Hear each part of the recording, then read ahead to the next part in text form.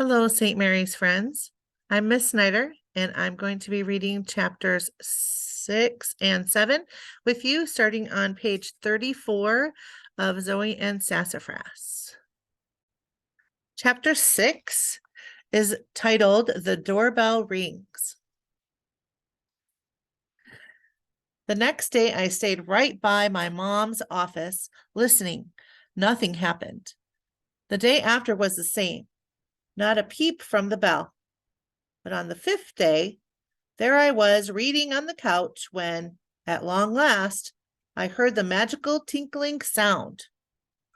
I popped up so fast, I catapulted Sassafras out of my lap. He went flying through the air and let out a yelp, but landed on his feet.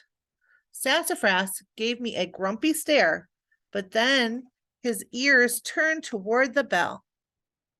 He heard it too.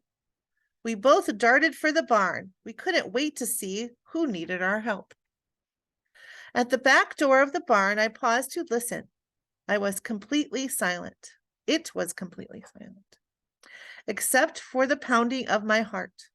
I grinned down at Sassafras. Ready, kitty? He meowed and pawed at the door. I took that as a yes. I slowly opened the door to find a small, green, scaly animal curled up in a tight ball. I heard a rustling in the bushes and glanced up in time to see a shimmery blue tail disappear into the forest. Maybe another animal had brought this one here for help. Hello, I called out, but nothing answered. And the mysterious blue animal didn't come back. I gently reached down to touch the smooth green back of the little creature curled up at my feet. As I did, a tiny head peeped up.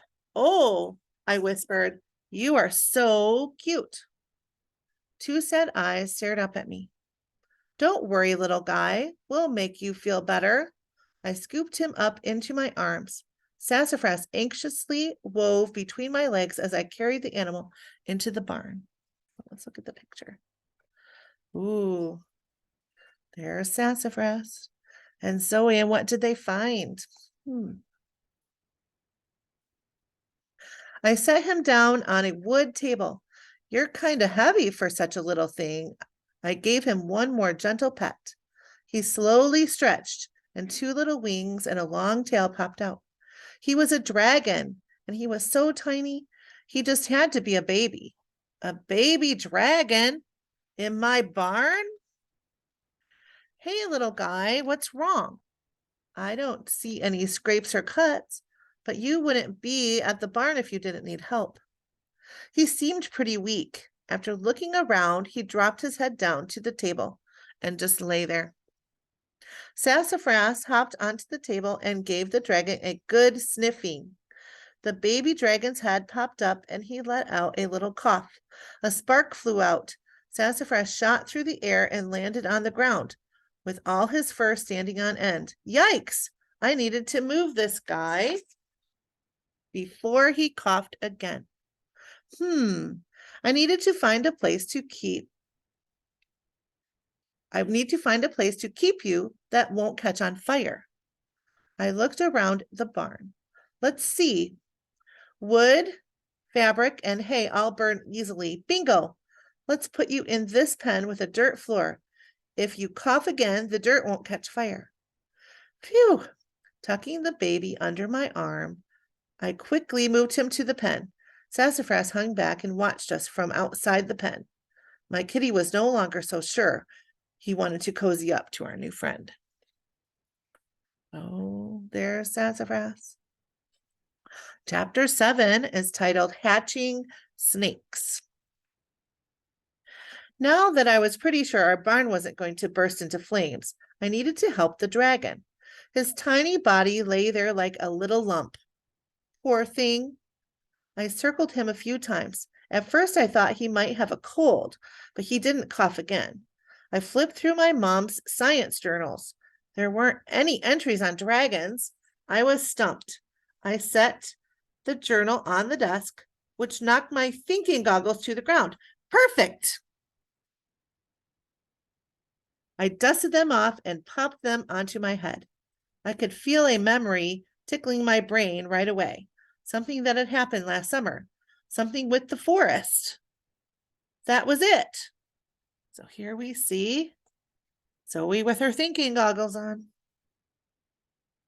Last summer, Mom and I were on a walk. Sassafras, who never missed a good hike, stopped in his tracks by a pile of rocks. He wouldn't budge. Mom knelt down to see what was so captivating. So here's Zoey remembering that hike in the woods. Zoey, do you see the little head peeking out of that egg? These snake eggs are hatching. Let's watch. Each little snake head pushed and pushed until boom, its egg burst open and a baby snake slithered out. Most of them barely rested before skittering off into the forest. We watched until one egg was left. The little snake inside was having a really tough time. Once he popped out, he lay there without moving. He was so much smaller than his brothers and sisters. What's wrong with him? I looked around. Where is their mother? Why isn't she helping them? Snakes aren't mammals like us. They're reptiles. They have scales, and the mother snake laid eggs. Remember how reptiles rarely take care of their babies?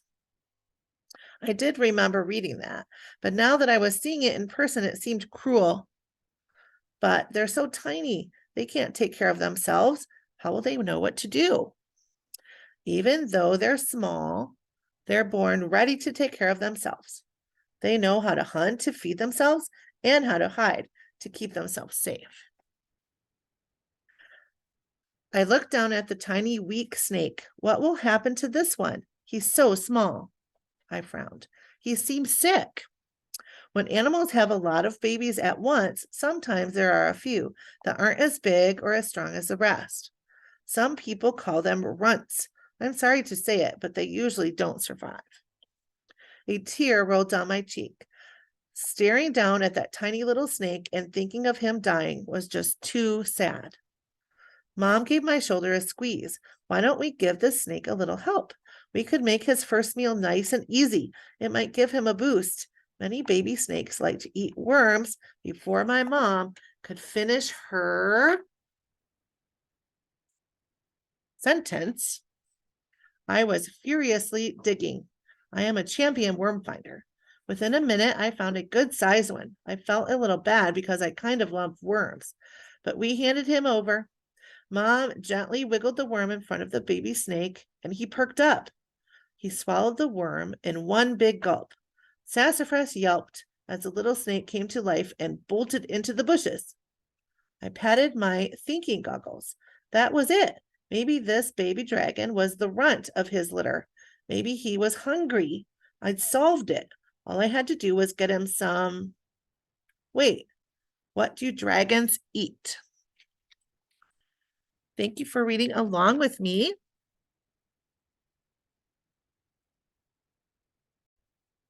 I've enjoyed reading chapters 6 and 7 with you. And I hope that you continue on with our one book, one school reading again tomorrow.